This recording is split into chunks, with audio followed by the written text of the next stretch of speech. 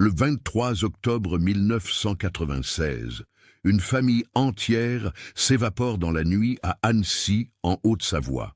Henri Leclerc, 42 ans, comptable respecté. Marie Leclerc, 38 ans, institutrice aimée de tous. Leurs deux enfants, Sophie, 16 ans, et Antoine, 12 ans, et Céline Dupont, 19 ans, la nièce de Marie qui vivait avec eux depuis 8 mois. 5 personnes, disparues sans laisser de traces. La maison reste intacte, la table est mise pour le dîner.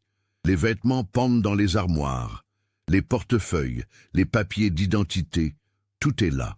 Mais eux, ils ne sont nulle part. 26 ans plus tard, en 2022, des ouvriers découvrent quelque chose dans une vieille propriété abandonnée aux abords de la ville. Ce qu'ils trouvent va enfin révéler la vérité sur cette nuit d'octobre. Une vérité que personne n'aurait pu imaginer. Une vérité qui implique des secrets de famille, une grossesse mystérieuse et une rumeur qui a hanté cette communauté pendant plus de 2 décennies. Mais la vraie question est, qui est réellement responsable de ce qui s'est passé cette nuit-là? Et pourquoi ont-ils tous disparu en même temps? Avant de continuer avec cette histoire troublante, si vous appréciez les cas mystérieux réels comme celui-ci, abonnez-vous à la chaîne et activez les notifications pour ne manquer aucun nouveau cas. Maintenant, découvrons comment tout a commencé. Annecy, surnommée la Venise des Alpes, est une ville de 52 000 habitants nichée entre les montagnes savoyardes et les rives cristallines de son lac. En 1996, c'est une communauté tranquille, où tout le monde se connaît, où les commerces familiaux prospèrent depuis des générations et où les scandales sont rares. Le vieil Annecy, avec ses canaux et ses façades colorées, attire déjà les touristes, mais la ville conserve son âme provinciale française, ce mélange particulier de discrétion et de curiosité pour la vie des voisins. La famille Leclerc habite rue Sainte-Claire, dans une maison de ville de 3 étages construite au début du siècle. C'est un quartier résidentiel calme, à 10 minutes à pied du centre historique. Les maisons s'alignent avec leurs façades en pierre calcaire typiques de la région, leurs volets vert foncé et leurs petits jardins soignés. La rue monte doucement vers les collines qui surplombent la ville, offrant une vue magnifique sur le lac et les montagnes environnantes. Henri Leclerc travaille depuis 16 ans comme comptable principal chez Alpitech, une entreprise de composants électroniques située dans la zone industrielle d'Annecy-le-Vieux. C'est un homme méthodique, presque obsessionnel dans son organisation. Ses collègues le décrivent comme quelqu'un de réservé mais compétent, qui arrive toujours à 8 heures précises et repart à 17h30. Il porte des chemises blanches impeccablement repassées et des pantalons sombres, change de lunettes à monture dorée tous les 2 ans exactement. Ses cheveux grisonnants sont toujours coiffés de la même façon, séparés sur le côté gauche. Il n'est pas particulièrement aimé ni détesté, il est simplement là, fiable comme une horloge suisse. Mais derrière cette façade rigide se cache un homme plus complexe. Henri collectionne les timbres depuis son enfance, passe des heures dans son bureau du premier étage à classer ses albums philatéliques. Il possède une collection impressionnante de timbres français du XIXe siècle, certains valant plusieurs milliers de francs. C'est sa seule passion, son seul luxe dans une vie autrement austère. Le dimanche matin, il se rend au marché aux puces du Paquier, cherchant inlassablement de nouvelles pièces pour sa collection. Marie Leclerc, née Gauthier, enseigne le français et l'histoire aux élèves de CM2 à l'école primaire du quartier depuis 14 ans. Contrairement à son mari, Marie est expansive, chaleureuse, toujours prête à rire. Elle porte des robes fleuries en été, des pulls en laine colorés en hiver, ses cheveux châtains bouclés tombent sur ses épaules, et elle ne se maquille presque jamais, préférant son visage naturel aux artifices. Les enfants l'adorent, les parents la respectent. Elle organise chaque année la kermesse de l'école, dirige la chorale des élèves, reste après les cours pour aider ceux qui ont des difficultés. Marie vient d'une famille nombreuse de Lyon. Elle a 3 sœurs et un frère. Sa sœur cadette, Françoise, est décédée dans un accident de voiture en 1993, laissant derrière elle sa fille unique, Céline, alors âgée de 16 ans. Sans hésiter, Marie et Henri ont proposé d'accueillir la jeune fille. Mais Céline a d'abord choisi de rester à Lyon avec son père, qui s'est remarié rapidement. Ce n'est qu'en février 1996, après des tensions croissantes avec sa belle-mère, que Céline a finalement accepté de venir vivre à Annecy. Sophie Leclerc, l'aînée, est en première au lycée Berthollet. C'est une élève brillante, passionnée de littérature et de philosophie. Elle écrit des poèmes dans des cahiers qu'elle cache sous son matelas, rêve de devenir journaliste ou écrivaine. Ses longs cheveux noirs ressemblent à ceux de son père dans sa jeunesse, et elle a hérité de ses yeux noisettes perçants. Mais contrairement à Henri, Sophie est expressive, intense dans ses émotions. Elle se dispute souvent avec son père sur des questions d'argent, de sortie, de liberté. Henri trouve qu'elle est trop indépendante, trop moderne. Marie joue souvent les médiatrices entre eux. Antoine, le cadet, est un garçon timide qui adore le football et les jeux vidéo. Il joue au milieu de terrain dans l'équipe des cadets du FC Annecy, rêve de devenir footballeur professionnel, même si ses talents sont modestes. C'est un enfant sensible qui pleure facilement, qui se réfugie dans sa chambre quand les tensions familiales montent. Il est très proche de sa mère, moins de son père qui le trouve trop mou, pas assez masculin. Antoine souffre de cette relation distante, mais ne sait pas comment y remédier. Et puis, il y a Céline Dupont, grande, mince, avec des cheveux blonds cendrés coupés au carré et des yeux bleu clair. À 19 ans, elle étudie la psychologie à l'Université de Savoie, fait l'aller-retour quotidien entre Annecy et Chambéry en train. C'est une jeune femme intelligente mais réservée, marquée par la mort brutale de sa mère. Elle parle peu, observe beaucoup. Marie dit qu'elle ressemble à Françoise au même âge, cette même façon de vous regarder comme si elle lisait dans vos pensées. Céline occupe la chambre mansardée au 3e étage, un espace qu'Henri a aménagé pour elle en transformant l'ancien grenier. Elle décore les murs avec des posters de groupes de rock alternatifs, Nirvana, Radiohead, The Smashing Pumpkins. Elle fume en cachette par la fenêtre du toit, lit Sartre et Camus tard dans la nuit. Parfois, Marie monte lui apporter du thé, et elle parle pendant des heures. D'autres fois, Céline reste enfermée pendant des jours, ne descendant que pour les repas. Les voisins remarquent que quelque chose change dans la maison Leclerc durant l'été 1996. Madame Fontaine, qui habite la maison mitoyenne, entend davantage de disputes à travers les murs minces. Des portes qui claquent, des voix qui montent. Elle ne comprend pas les mots, mais le ton est clair. Il y a de la tension, du ressentiment, de la colère. Au marché du samedi matin, Marie semble préoccupée. Elle qui bavarde habituellement avec tout le monde, devient distante, achète ses légumes rapidement et rentre chez elle. Madame Bertrand, la boulangère, remarque qu'elle a maigri, que des cernes sont apparues sous ses yeux. Quand elle lui demande si tout va bien, Marie sourit faiblement et répond que c'est juste la fatigue de la rentrée scolaire. Henri, lui, devient encore plus rigide, encore plus silencieux. À l'entreprise, ses collègues notent qu'il fait des erreurs inhabituelles dans ses comptes, lui qui est habituellement si précis. Monsieur Vidal, son supérieur, doit lui faire reprendre plusieurs dossiers. Henri s'excuse brièvement, sans explication. Il commence à partir plus tôt du bureau, vers 16 heures, prétextant des rendez-vous personnels. Sophie confie à sa meilleure amie, Laure, qu'il y a une ambiance bizarre à la maison, que ses parents se parlent à peine, que Céline pleure souvent dans sa chambre, que son père est encore plus distant qu'avant, mais elle ne donne pas de détails, et Laure n'insiste pas. C'est leur dernière année de lycée, elles ont d'autres préoccupations. Début septembre, une rumeur commence à circuler discrètement dans certains cercles d'Annecy. Céline Dupont serait enceinte. Madame Charpentier, qui travaille à la pharmacie du centre-ville, affirme avoir vu la jeune fille acheter un test de grossesse en juillet. Elle en parle à sa sœur, qui en parle à sa voisine, et ainsi de suite. Dans une ville comme Annecy, les secrets ne restent jamais secrets longtemps. Mais ce qui transforme une simple rumeur en scandale potentiel, c'est ce que prétend avoir vu Monsieur Dumas, un retraité qui se promène chaque soir avec son chien le long du lac. Un soir de la mi-août, vers 22 heures, il aurait aperçu Henri et Céline assis ensemble sur un banc isolé près du pont des Amours. Ils parlaient intensément, très proches l'un de l'autre. À un moment, selon M. Dumas, Henri aurait posé sa main sur le ventre de Céline. Le vieil homme en parle à sa femme, qui en parle à ses amis de la paroisse. L'interprétation devient évidente, même si personne n'ose la formuler clairement. Henri Leclerc et sa nièce par alliance. C'est impensable, c'est horrible. Mais les gens commencent à regarder différemment la famille Leclerc. Les regards deviennent fuyants. Les conversations s'arrêtent quand Marie entre dans une boutique. Pourtant, rien n'est prouvé.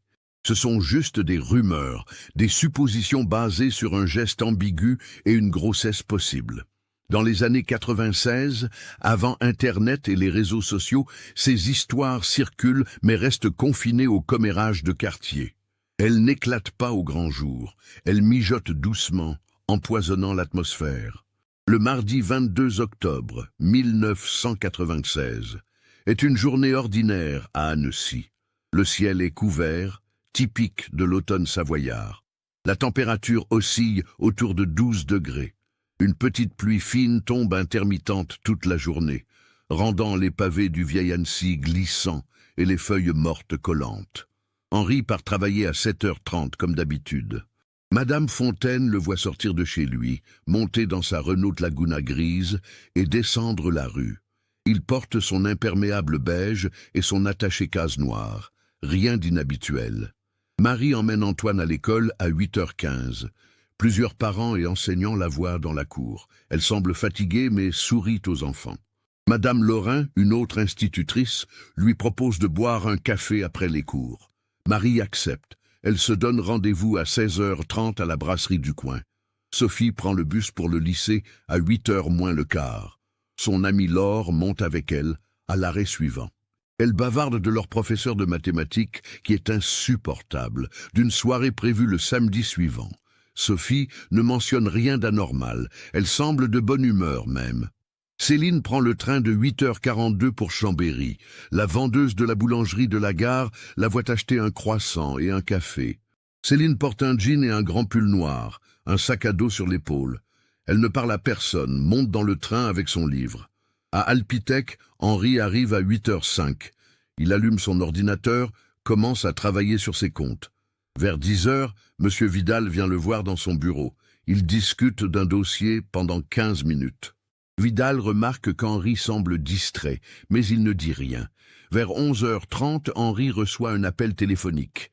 Sa collègue, Madame Renard, qui travaille dans le bureau adjacent, entend sa voix monter brièvement. Henri raccroche violemment. Quelques minutes plus tard, il sort de son bureau, prend son manteau et dit à Madame Renard qu'il a une urgence familiale. Il part sans autres explications. Il est 11h47 exactement. C'est la dernière fois que quelqu'un d'Alpitech voit Henri Leclerc. À l'école, Marie termine sa matinée normalement. Elle déjeune à la cantine avec ses collègues. Madame Blanc, qui mange avec elle, la trouve silencieuse, mais pas particulièrement inquiète. Vers 13h45, Marie reçoit un appel sur son téléphone portable, une nouveauté qu'elle a achetée en juin. Elle sort dans le couloir pour répondre. Quand elle revient, son visage est pâle. Elle dit à Madame Blanc qu'elle ne se sent pas bien, qu'elle doit rentrer chez elle. Elle demande à sa collègue de surveiller sa classe pour le cours d'histoire de 14h. Madame Blanc accepte, inquiète. Marie part rapidement. Il est 13h52. Elle oublie complètement son rendez-vous café avec Madame Laurin. Sophie est en cours toute la journée. À 16h30, elle quitte le lycée avec Laure. Elles marchent ensemble jusqu'à l'arrêt de bus. Laure lui demande si elle veut venir chez elle faire leur devoir de philosophie. Sophie hésite, puis dit qu'elle doit rentrer directement, que sa mère a besoin d'elle. Laure trouve ça étrange. Marie n'a jamais demandé ça avant, mais elle n'insiste pas. Elles se séparent à 16h45. Sophie prend le bus de 16h50. Le chauffeur la reconnaît, elle est une passagère régulière. Elle descend à son arrêt habituel à 17h05, marche vers sa maison. Antoine finit l'école à 16h30. Normalement, Marie vient le chercher, mais ce jour-là, personne ne vient. Le directeur de l'école, M. Garnier, appelle chez les Leclerc. Pas de réponse. Il essaie le portable de Marie. Pas de réponse. Il attend avec Antoine jusqu'à 17h15, puis décide de raccompagner lui-même le garçon. Ils marchent ensemble jusqu'à la rue Sainte-Claire. Devant la maison, la Renault Laguna d'Henri est garée. M. Garnier sonne. Personne ne répond. Il sonne encore. Rien. Antoine a sa clé. Ils ouvrent la porte. La maison est silencieuse. Trop silencieuse. Dans l'entrée, les chaussures sont rangées sur le meuble, les manteaux accrochés au porte-manteau. Monsieur Garnier appelle. Sa voix résonne dans le couloir vide. Pas de réponse. Antoine monte l'escalier en courant, cherche dans les chambres. Personne. Monsieur Garnier vérifie le rez-de-chaussée, la cuisine, le salon. La table de la salle à manger est mise pour 5 personnes. Des assiettes, des couverts, des verres, comme si quelqu'un avait préparé le dîner mais que personne n'était venu manger. Sur le comptoir de la cuisine, une casserole contient des restes de soupe de légumes, froide maintenant. Dans le réfrigérateur, un rôti de porc mariné attend d'être cuit. Le pain est dans la corbeille. Tout est prêt pour un repas qui n'a jamais eu lieu. Monsieur Garnier commence à s'inquiéter sérieusement. Il appelle la police depuis le téléphone fixe de la maison. Il est 17h38. Les gendarmes arrivent 20 minutes plus tard. Ils inspectent rapidement les lieux.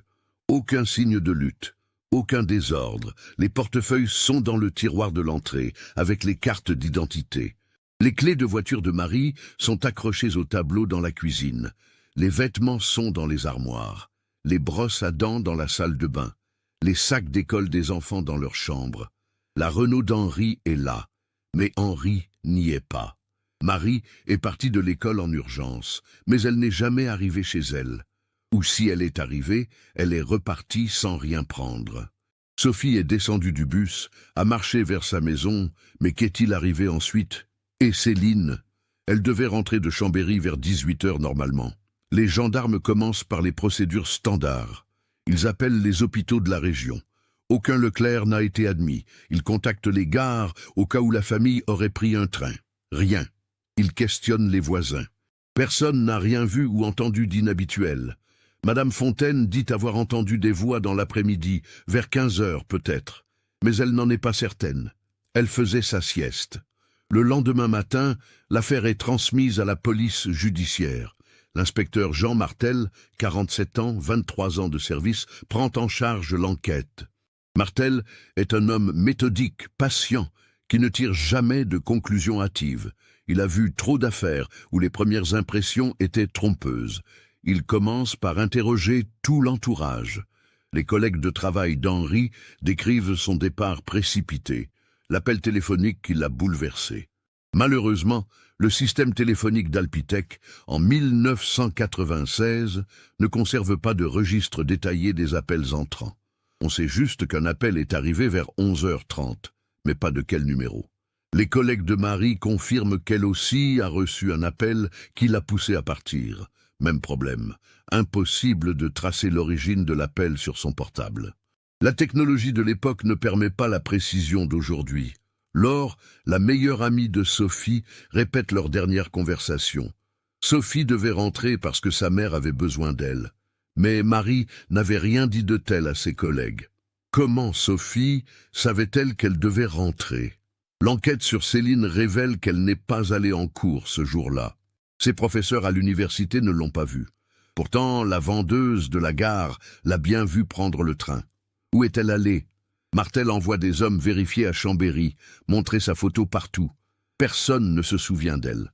Les relevés bancaires montrent qu'aucun compte n'a été touché depuis le 22 octobre. Les cartes de crédit n'ont pas été utilisées. C'est comme si 5 personnes s'étaient volatilisées en même temps, sans prendre d'argent, sans prendre de vêtements, sans prendre leurs papiers. Martel interroge longuement Antoine, le seul qui aurait pu voir ou entendre quelque chose. Mais le garçon de 12 ans ne sait rien. Il était à l'école toute la journée. Quand il est rentré avec Monsieur Garnier, la maison était vide. Il répète ces mêmes faits encore et encore, les yeux rouges de larmes. Un psychologue est appelé pour l'accompagner. Antoine est placé temporairement chez sa tante paternelle à Lyon.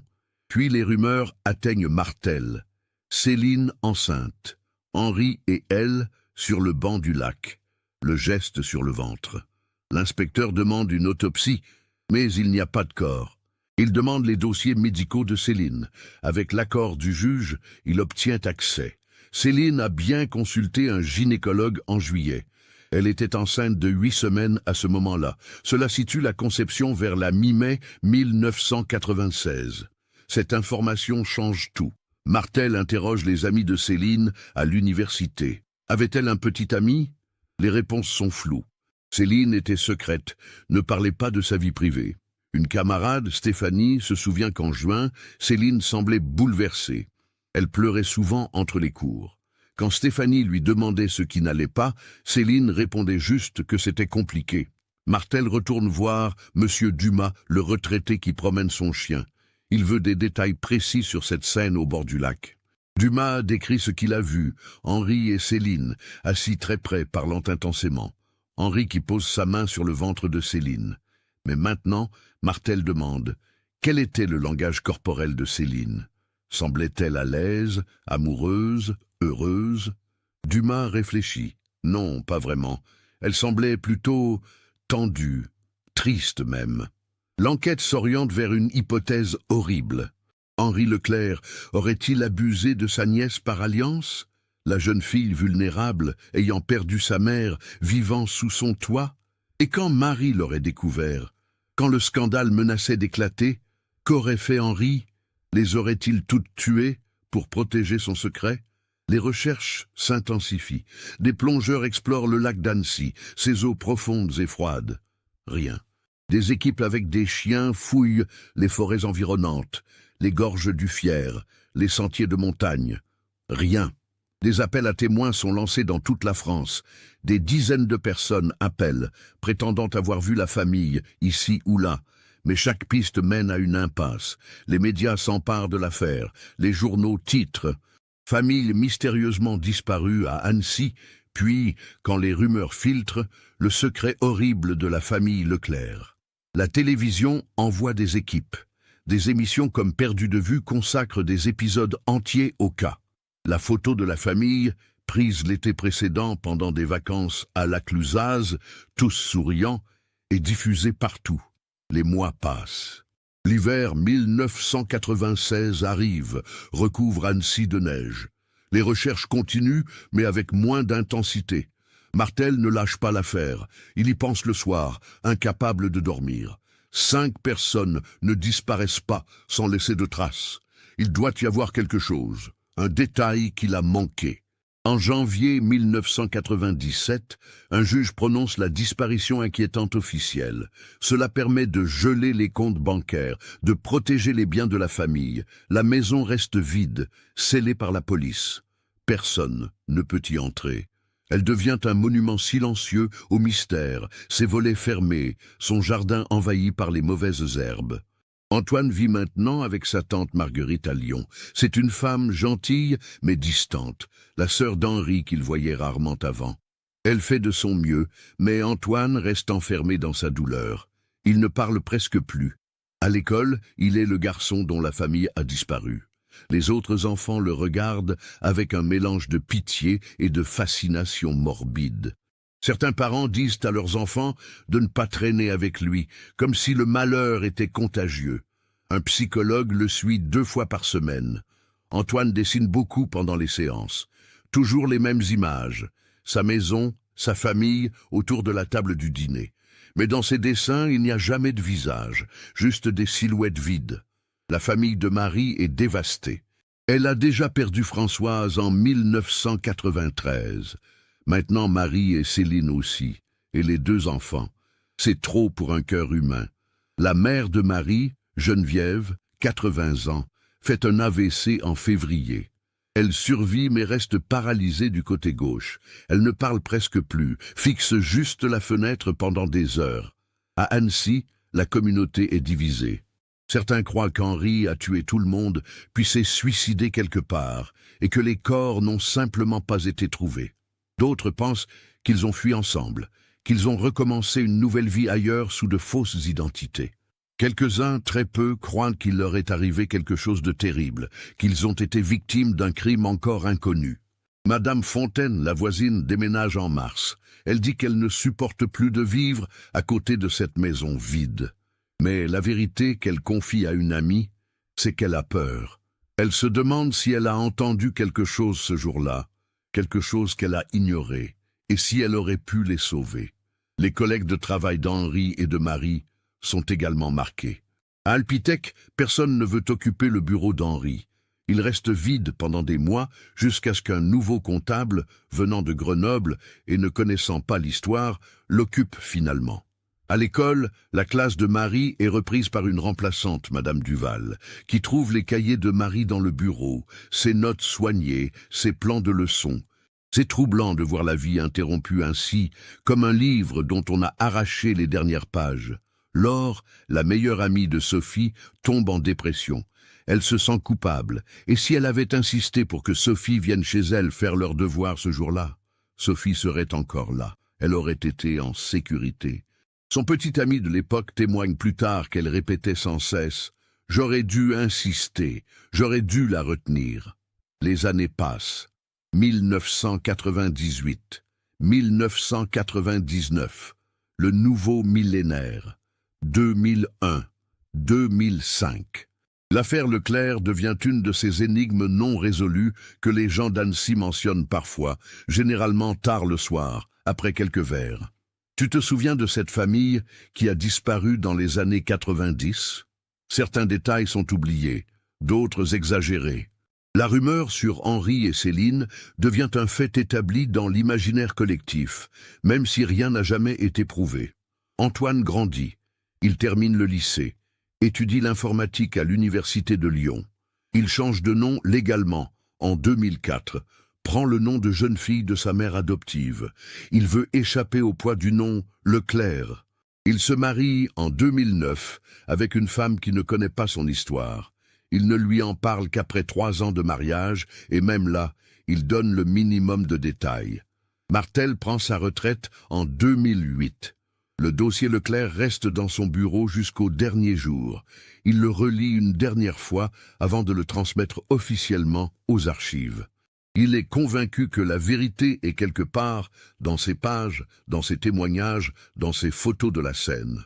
Mais il n'a jamais réussi à la trouver. En 2015, un documentariste indépendant fait un film sur les grandes disparitions mystérieuses en France. L'affaire Leclerc y figure. Il interviewe Antoine, maintenant âgé de 31 ans. C'est la première fois qu'Antoine parle publiquement de cette journée. Il est assis dans un fauteuil, la lumière basse, son visage partiellement dans l'ombre. Sa voix est calme, mais on sent la douleur juste en dessous. « Je pense à eux tous les jours », dit-il. « Je me demande ce qui s'est passé dans cette maison après que je sois parti à l'école ce matin-là. Qui a appelé mon père au travail? Qui a appelé ma mère? Pourquoi ma sœur savait-elle qu'elle devait rentrer directement? Et Céline, où est-elle allée ce jour-là? Toutes ces questions sans réponse. C'est comme vivre avec un trou dans le cœur. On apprend à fonctionner autour, mais il ne guérit jamais. » Le documentaire ravive brièvement l'intérêt pour l'affaire. La police reçoit de nouveaux appels, de nouvelles pistes supposées. Toutes mènent nulle part. Un médium contacte la police, prétend savoir où sont les corps.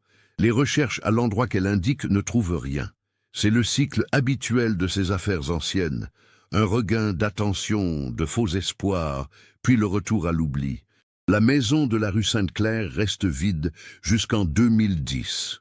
Finalement, après 14 ans, un juge autorise sa vente pour payer les dettes accumulées et créer un fonds pour Antoine. Un jeune couple de Paris l'achète, attiré par le prix bas. Ils ignorent l'histoire. Quand les voisins leur racontent, ils hésitent, mais décident de rester. Ils rénovent entièrement, changent la disposition des pièces, repeignent tout en blanc. Ils veulent effacer le passé. Mais parfois, tard le soir, la femme dit entendre des voix à l'étage.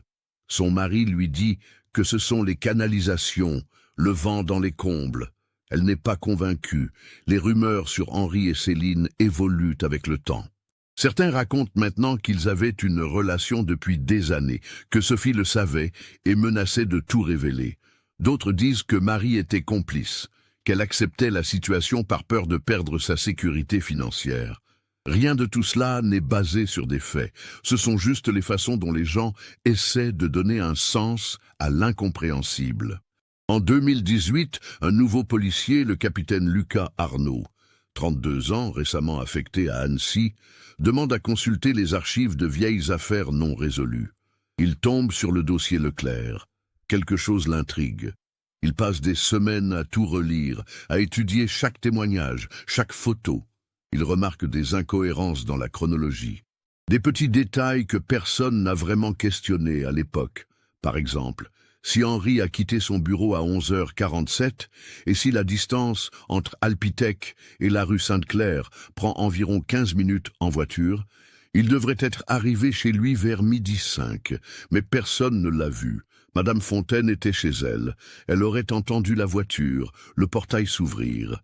Elle n'a rien entendu jusqu'à 15h environ, quand elle a perçu des voix. Autre détail, Céline a pris le train pour Chambéry, mais n'est jamais allée à l'université. Le train arrive à Chambéry à 9h38. Le prochain train de retour vers Annecy part à 11h15, arrive à 12h27. Si Céline avait pris ce train, elle serait rentrée à Annecy vers 12h30. C'est possible, mais pourquoi aurait-elle fait cet aller-retour ? Arnaud consulte les anciens registres de la gare. En 1996, il n'y avait pas de caméra, pas de billets électroniques traçables, juste des contrôleurs qui pointaient les billets.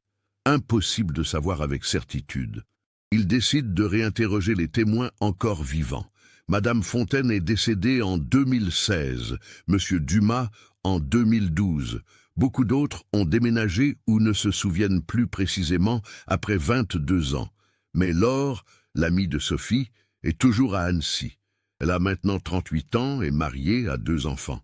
Arnaud va la voir. Il s'assoit dans son salon. Laure sert du thé. Elle dit qu'elle a tout raconté 1000 fois, mais elle accepte de recommencer. Elle décrit sa dernière conversation avec Sophie. L'arrêt de bus. Le bus de 16h50. Arnaud demande. Sophie a-t-elle mentionné qui lui avait dit que sa mère avait besoin d'elle? Laure réfléchit. Non, elle a juste dit que sa mère avait besoin d'elle à la maison. Vous a-t-elle montré un message, un coup de téléphone? Non, maintenant que vous le dites, je ne sais pas comment elle le savait.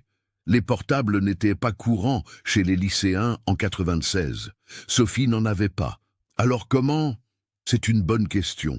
Comment Sophie savait-elle? Arnaud note cela. Il y a quelque chose ici. Quelque chose que tout le monde a raté. Le printemps 2022 arrive sur Annecy. 26 ans après la disparition, la ville a changé. La population a augmenté à 68 000 habitants. De nouveaux quartiers ont été construits. Le tourisme a explosé avec l'arrivée du TGV. Mais certaines choses restent, le lac, les montagnes, les vieilles maisons du centre historique. Aux abords d'Annecy, près du hameau de Vauvreil, il y a une ancienne propriété qui appartient à la famille Mercier depuis les années 50. C'est une grande bâtisse en pierre, entourée de 3 hectares de terrain boisé. Monsieur Mercier père l'a acheté en 1954 comme résidence secondaire. Il y venait l'été avec sa femme et ses enfants. Après sa mort en 1991, sa veuve a continué à venir quelques semaines par an, mais de moins en moins. Les enfants avaient leur propre vie ailleurs. Madame Mercier décède en 2020 à 92 ans. Ses 3 enfants héritent de la propriété. Aucun ne veut la garder. Ils décident de la vendre. Un promoteur immobilier de Genève l'achète en janvier 2022. Son plan, démolir la vieille maison, diviser le terrain en parcelles, construire 6 maisons modernes pour une clientèle aisée, attirée par la proximité du lac et des montagnes. Le chantier commence en avril. Une équipe d'ouvriers arrive avec des bulldozers. Le contremaître, Fabien Jourdain, 48 ans, 25 ans d'expérience, dirige les opérations. C'est un travail de routine. Ils ont fait des dizaines de démolitions comme celle-ci. Le lundi 25 avril 2022 vers 11h du matin, les ouvriers commencent à démolir le sous-sol de la vieille maison. C'est une cave voûtée en pierre, typique des constructions anciennes. Humide, sombre, avec une odeur de terre et de moisissure. La plupart du sous-sol est vide, juste quelques vieux meubles abandonnés, des cartons moisis. Mais dans le coin nord-ouest, il y a un mur qui semble plus récent que les autres. Les pierres sont différentes, le mortier moins dégradé. Jourdain le remarque immédiatement. Il fait signe à ses hommes d'être prudents. Parfois, ces vieux murs cachent des espaces de stockage, des caves à vin, des choses intéressantes. L'ouvrier qui manie le marteau-piqueur commence à attaquer le mur. Les pierres cèdent facilement, trop facilement. Ce n'est pas un mur porteur, c'est juste une cloison. Après 20 minutes de travail, un trou assez large s'ouvre. L'ouvrier, Karim, 28 ans, s'approche avec sa lampe torche. Il dirige le faisceau dans l'ouverture. Ce qu'il voit le fait reculer violemment. Il lâche sa lampe. Son visage devient blanc. Il se met à vomir sur le côté. Jourdain se précipite. « Qu'est-ce qu'il y a, Karim? Qu'est-ce que tu as vu ?» Karim ne peut pas parler. Il pointe juste le trou. Jourdain prend la lampe, s'approche, regarde à l'intérieur. Derrière le mur, il y a une petite pièce, peut-être 2 mètres sur 3.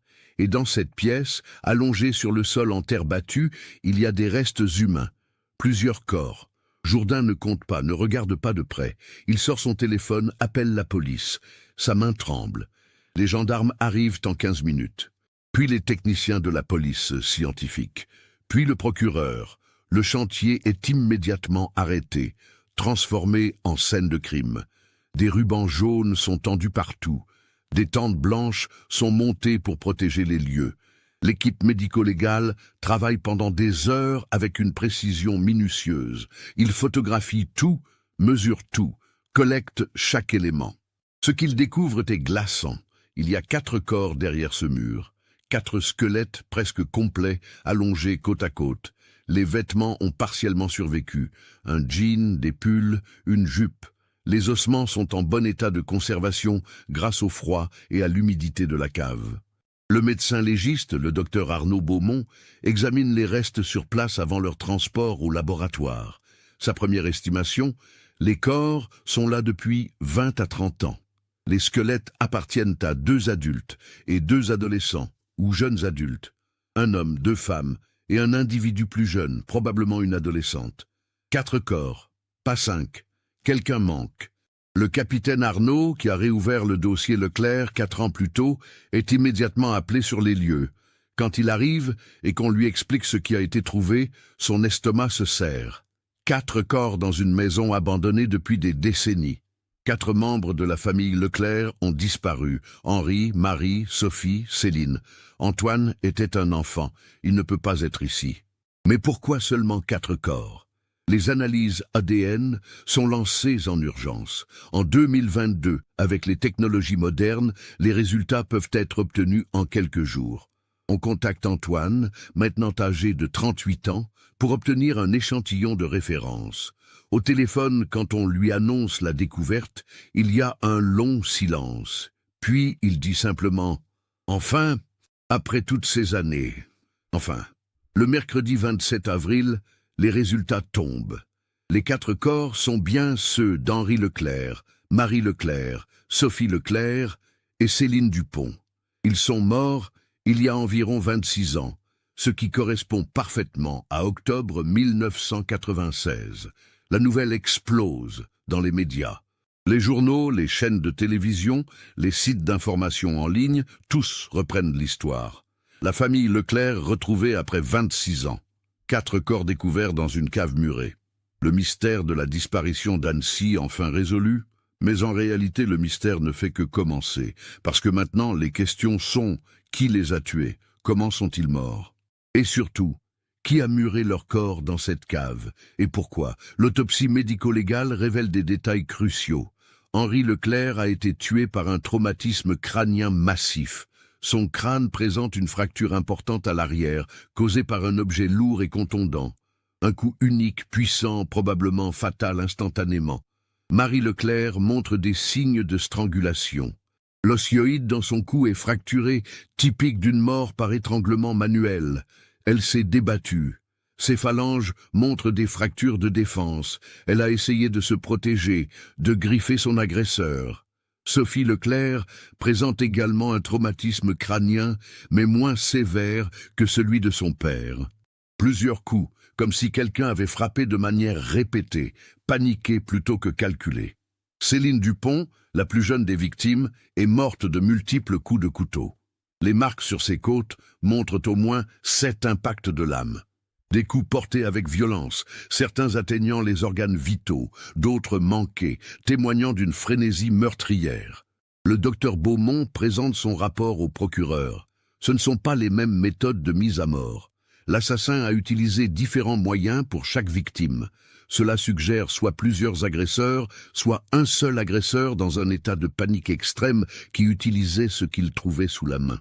Autre découverte importante, Céline était enceinte d'environ 18 semaines au moment de sa mort. Cela confirme les rumeurs de 1996. Elle était enceinte en juillet, et en octobre, sa grossesse était visible pour qui savait la regarder. La police analyse la scène où les corps ont été trouvés. La pièce murée faisait partie du sous-sol de la maison Mercier.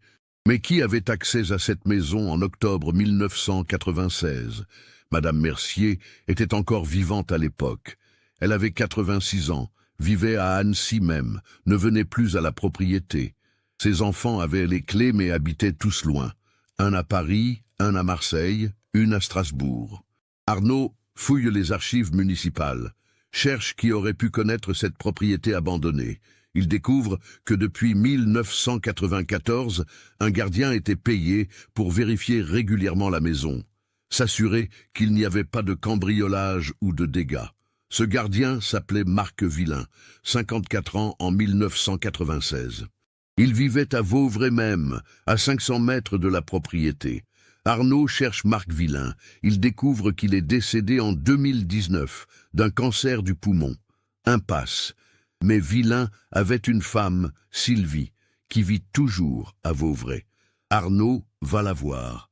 Sylvie Villain, 78 ans maintenant, se souvient bien de l'époque. Oui, son mari s'occupait de la maison Mercier. Il y allait 2 fois par mois environ, vérifiait que tout était en ordre. En octobre 1996, elle réfléchit. C'était il y a si longtemps. Elle consulte de vieux agendas qu'elle a conservés. Le 22 octobre. Marc était allé à la propriété Mercier ce jour-là, dans l'après-midi. Il était rentré vers 18 heures. Comment était-il ce soir-là ? Demande Arnaud. Normal, je crois. Pourquoi ? Réfléchissez bien, madame. C'est très important. A-t-il eu un comportement inhabituel ce jour-là ou les jours suivants ? Sylvie ferme les yeux, essayant de se souvenir à travers le brouillard de 26 années. Maintenant que vous le dites, il était nerveux, très nerveux. Il a bu beaucoup ce soir-là. Marc ne buvait presque jamais, mais ce soir-là, il a vidé presque une bouteille de whisky. Je lui ai demandé ce qui n'allait pas. Il a dit que ce n'était rien, juste une mauvaise journée. Les jours suivants, il a fait des cauchemars pendant des semaines. Il se réveillait en sueur, criant, mais il refusait d'en parler. Arnaud sent son pouls s'accélérer. Marc Villain, le gardien. Il était à la propriété le jour de la disparition. Mais était-il l'assassin ou a-t-il simplement vu quelque chose? Et maintenant, il est mort. Impossible de l'interroger. Arnaud demande. Votre mari connaissait-il la famille Leclerc? Sylvie réfléchit. Les Leclerc, ce nom me dit quelque chose. Attendez. Elle se lève, va chercher une boîte dans un placard. Des photos. Elle les trie. Tenez, regardez ça. C'est une photo de barbecue. Était 1995. On y voit Marc Villain, Sylvie, et plusieurs autres personnes. Et là, sur le côté, on reconnaît Henri Leclerc et Marie. Ils sourient, tiennent des verres de vin. Nous nous connaissions, dit Sylvie. Pas très bien, mais nous nous croisions parfois. Marc et Henri jouaient aux boules ensemble le dimanche après-midi, à la place du village. Rien de très proche, mais ils étaient amicaux. Tout se complique. Marc connaissait Henri. Il était à la propriété Mercier le jour où la famille a disparu. Il a ensuite montré des signes de stress intense. Mais comment tout cela s'est-il passé? Pourquoi? Arnaud retourne aux témoignages de 1996, les relie avec ses nouvelles informations. Il remarque quelque chose qu'il avait raté. Le témoignage d'un facteur qui livrait le courrier rue Sainte-Claire le 22 octobre. Le facteur, interrogé à l'époque, avait dit avoir vu la Renault d'Henri garée devant la maison vers 14h30. Mais Henri était parti de son bureau à 11h47. Où était-il entre midi et 14h30? Arnaud cherche d'autres détails. Il consulte les anciens registres téléphoniques, les appels passés depuis la maison Leclerc ce jour-là. À 11h28, un appel a été fait vers Alpitec, durée 3 minutes. C'est l'appel qu'Henri a reçu. Mais qui l'a passé depuis la maison? Marie était à l'école, les enfants aussi. Céline était censée être à Chambéry. À 13h43, un autre appel depuis la maison Leclerc, vers le portable de Marie. Durée 2 minutes. C'est l'appel qui l'a fait quitter l'école précipitamment. Quelqu'un était dans la maison Leclerc, entre 11h et 14h. Quelqu'un qui a appelé Henri puis Marie, quelqu'un qui a orchestré leur retour. Mais qui? La réponse vient d'une source inattendue. Un ancien ami d'école d'Henri, Gérard Blanc, contacte la police après avoir vu les nouvelles. Il dit avoir quelque chose d'important à révéler, quelque chose qu'il a gardé secret pendant 26 ans par peur. Gérard Blanc, 68 ans maintenant, ancien professeur de mathématiques à la retraite, s'assoit face au capitaine Arnaud. Ses mains tremblent légèrement. Il boit une gorgée d'eau, puis commence à parler. « J'aurais dû dire cela il y a des années, mais j'avais peur. Peur des implications, peur de détruire une mémoire. Mais maintenant que vous avez trouvé les corps, je ne peux plus me taire. Prenez votre temps, monsieur Blanc. Je connaissais Henri depuis l'enfance. Nous avons grandi ensemble à Annecy. Nous étions proches jusqu'à nos 20 ans environ. Puis nous nous sommes éloignés, mais nous nous croisions parfois. En juin 1996, je l'ai rencontré par hasard dans un café. Il était bouleversé. Il voulait parler à quelqu'un. Il m'a tout raconté. Arnaud se penche en avant. Racontez quoi? Céline était enceinte, mais ce n'était pas son enfant, c'était celui d'Antoine. Le silence dans la pièce est absolu. Arnaud croit avoir mal entendu. Antoine? Son fils? Mais Antoine avait 12 ans. Non, pas Antoine le fils d'Henri. Antoine Mercier, le fils de la propriétaire de la maison où vous avez trouvé les corps. Soudain, tout commence à s'éclaircir dans l'esprit d'Arnaud. Antoine Mercier, le fils de Madame Mercier. Il consulte rapidement ses notes. Antoine Mercier, né en 1970. Il aurait eu 26 ans en 1996. Il vivait à Paris, mais venait parfois visiter sa mère à Annecy. Continuez, dit Arnaud. Henri m'a dit que Céline avait rencontré Antoine lors d'une fête en mai, une soirée organisée par des étudiants de l'université. Antoine était là, en visite. Ils ont eu une aventure d'une nuit. Céline ne le connaissait même pas vraiment. Juste un prénom. Quand elle a découvert qu'elle était enceinte, elle ne savait pas comment le retrouver. Elle en a parlé à Henri? Oui, en juillet. Elle était désespérée. Henri a essayé de la rassurer, de lui dire qu'il trouverait une solution.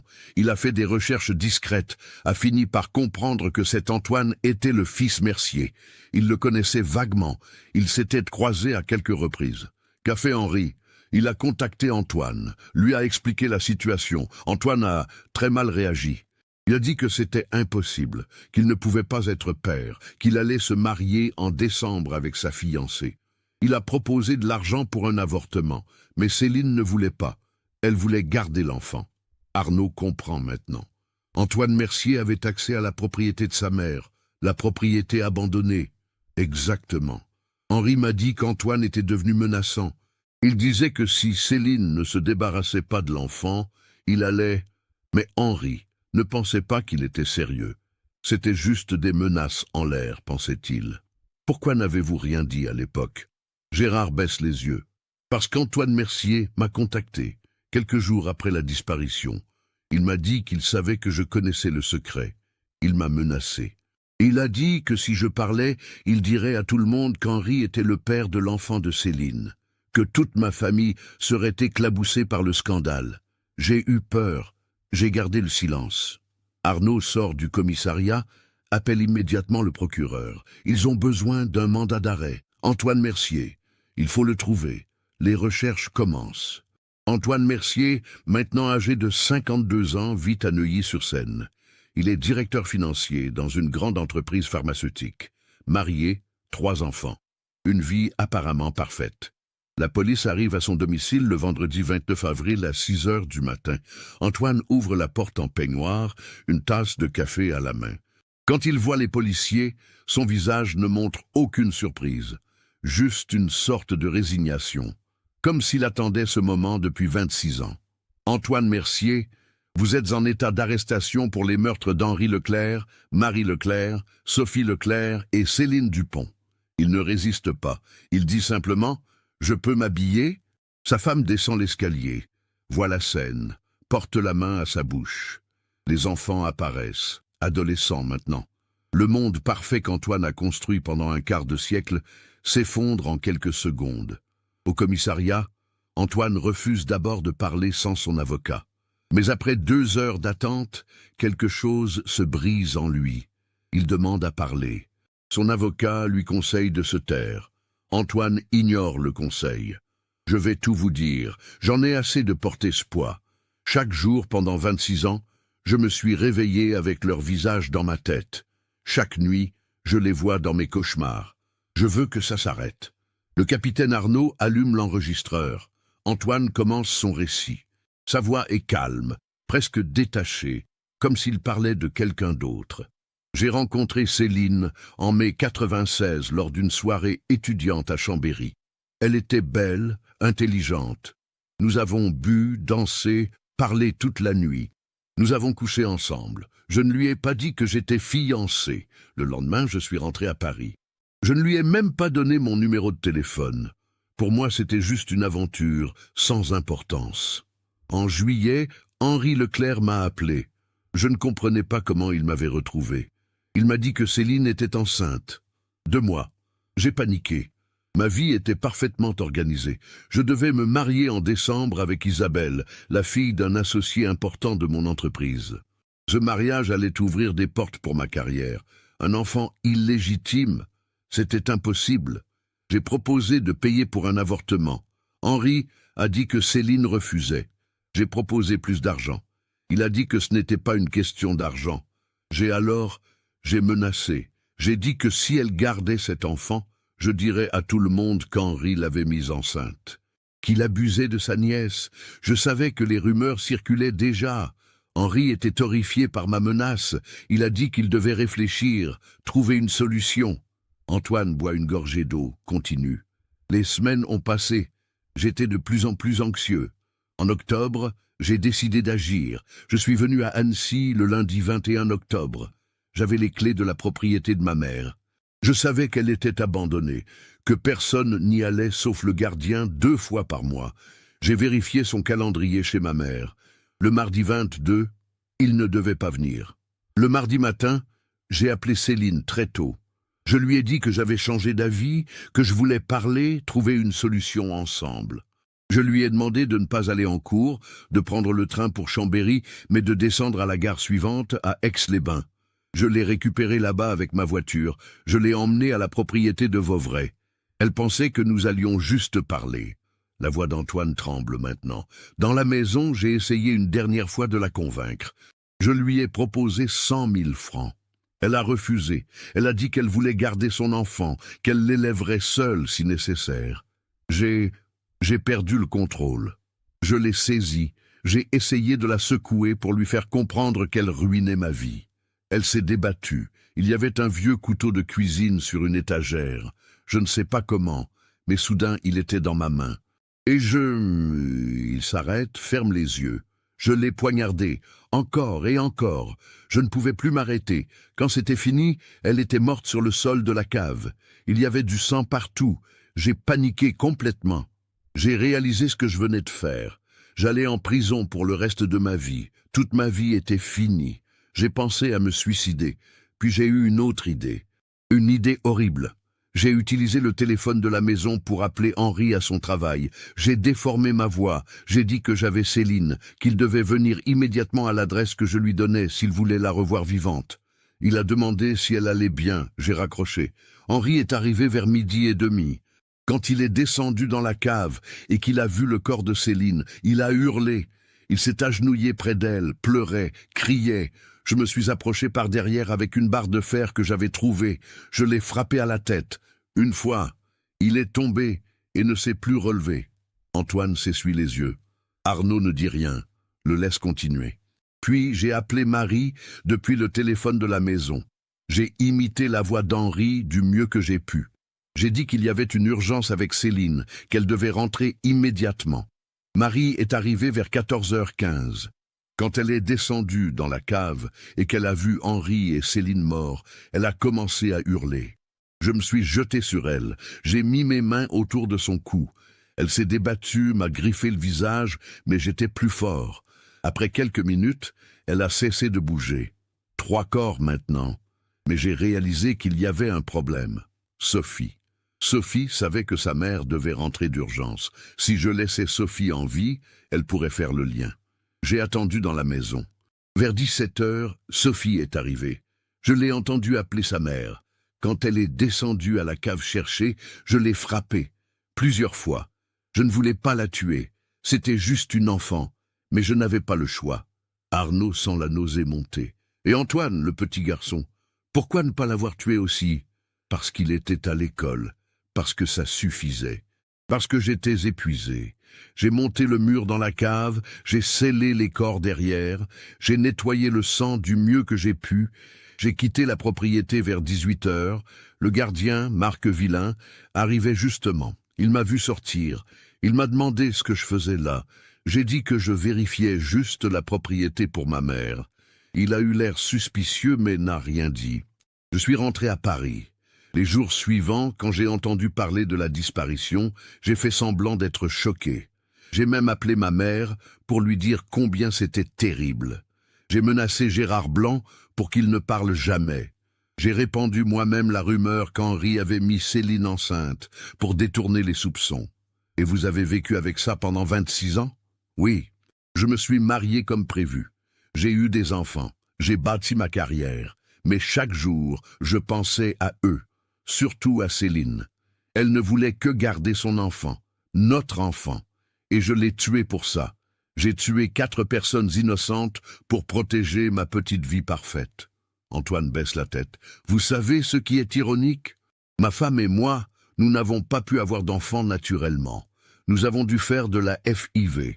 Pendant toutes ces années, j'ai prié pour avoir des enfants, mais en même temps, je savais que j'avais tué mon premier enfant. Celui qui était dans le ventre de Céline. Le procès d'Antoine Mercier commence en novembre 2022. Il plaide coupable pour tous les chefs d'accusation.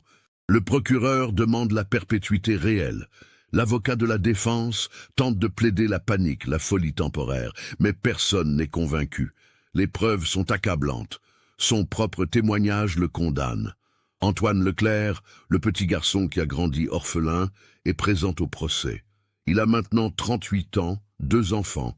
Quand il témoigne, sa voix est ferme, mais ses mains tremblent. Pendant 26 ans, j'ai vécu sans savoir ce qui était arrivé à ma famille. J'ai imaginé 1000 scénarios. Parfois, je pensais qu'ils étaient quelque part, vivant une nouvelle vie sans moi. D'autres fois, je savais qu'ils étaient morts, mais je ne savais pas comment ni pourquoi. Maintenant, je sais. Un homme a tué ma famille pour protéger sa réputation. Pour ne pas que sa fiancée apprenne qu'il avait mis une fille enceinte. 4 vies pour sauver un mariage. Antoine Leclerc regarde Antoine Mercier droit dans les yeux. Vous m'avez volé ma famille. Vous m'avez volé mon enfance. Ma sœur n'aura jamais de carrière d'écrivaine. Mon père ne verra jamais ses petits-enfants. Ma mère ne sera jamais grand-mère. Céline et son bébé n'ont jamais eu la chance de vivre. Et pourquoi? Pour votre confort. Pour votre carrière. Le verdict tombe le 18 décembre 2022. Antoine Mercier est reconnu coupable de 4 meurtres avec préméditation. Il est condamné à la perpétuité avec une période de sûreté de 30 ans. Il ne sortira pas avant 2052. Il aura 82 ans. Quand on lui demande s'il a quelque chose à dire, Antoine Mercier se lève. Je suis désolé, ces mots sont pathétiquement insuffisants, mais je ne peux rien dire d'autre. J'ai détruit des vies, j'ai détruit ma propre vie. Si je pouvais revenir en arrière, si je pouvais changer ce jour d'octobre, je le ferais. Mais je ne peux pas. Tout ce que je peux faire maintenant, c'est accepter ma punition et espérer que quelque part, d'une manière ou d'une autre, ils peuvent trouver la paix. La propriété de Vauvray n'est jamais développée. Le promoteur immobilier abandonne le projet après la découverte. Personne ne veut acheter un terrain où 4 personnes ont été assassinées. La maison est finalement démolie en 2023. Un mémorial est érigé à sa place, 4 arbres plantés en cercle, une plaque avec les noms d'Henri, Marie, Sophie et Céline. Antoine Leclerc vient parfois se recueillir là.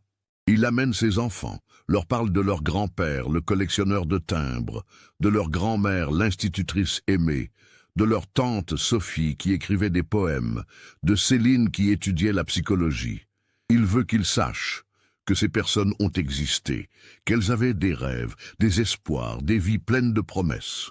Ils ne sont pas juste des victimes dans une affaire criminelle, dit-il à ses enfants. Ils étaient ma famille, ils m'aimaient, et même si je ne les ai pas vus depuis que j'avais 12 ans, je les aime encore. L'affaire Leclerc est close. Après 26 ans de mystère, la vérité est enfin connue. Ce n'était pas une histoire de secrets familiaux sombres ou d'inceste comme les rumeurs le suggéraient. C'était quelque chose de beaucoup plus banal et donc plus terrible. Un homme qui a tué pour protéger son image, sa carrière, son futur mariage. Les rumeurs sur Henri et Céline sont définitivement réfutées. Henri n'était pas un prédateur. Il était juste un oncle qui essayait d'aider sa nièce dans une situation difficile. Et cette aide lui a coûté la vie, ainsi que celle de sa femme et de sa fille. Gérard Blanc, l'ami qui a gardé le secret pendant des décennies, vit maintenant avec une immense culpabilité. Si j'avais parlé en 96, dit-il lors d'une interview, Antoine Mercier aurait été arrêté plus tôt. Mais j'avais peur. Cette peur a permis à un meurtrier de vivre libre pendant 26 ans. Je devrais vivre avec ça pour le reste de ma vie. Marc Villain, le gardien qui avait vu Antoine sortir de la propriété ce jour-là, n'a jamais parlé non plus. Sa femme dit maintenant qu'il suspectait quelque chose, mais qu'Antoine l'avait menacé. Marc a vécu hanté par ce silence jusqu'à sa mort. L'affaire pose des questions troublantes sur les secrets que nous gardons, sur les menaces qui nous font taire, sur les choix que nous faisons quand nous avons peur. Combien de vérités restent cachées parce que quelqu'un a eu peur de parler? Antoine Leclerc continue sa vie. Il travaille dans l'informatique à Lyon. Il est marié, a 2 enfants. Il fait de son mieux pour être un bon père, pour donner à ses enfants la stabilité qu'il n'a jamais eue. Parfois, la nuit, il se réveille et pendant un moment, il est de nouveau ce garçon de 12 ans qui rentre dans une maison vide, qui appelle sa famille et n'obtient que le silence.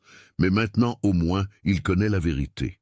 Et même si cette vérité est horrible, même si elle ne ramènera jamais sa famille, c'est mieux que l'incertitude. Le mystère qui l'a hanté pendant 26 ans est résolu. Ses parents, sa sœur, sa cousine peuvent enfin reposer en paix. Ils ont été enterrés en janvier 2023 dans le cimetière d'Annecy, sous un ciel gris d'hiver. Leurs pierres tombales sont côte à côte, comme ils auraient dû vivre leur vie, ensemble, en famille. Ce cas nous montre comment un moment de panique et d'égoïsme peut détruire des vies entières. Antoine Mercier n'était pas un monstre né. C'était un homme ordinaire qui a fait un choix terrible quand il s'est retrouvé acculé. Mais ce choix a coûté 4 vies innocentes et a créé des décennies de souffrance pour tous ceux qui restaient. Qu'en pensez-vous?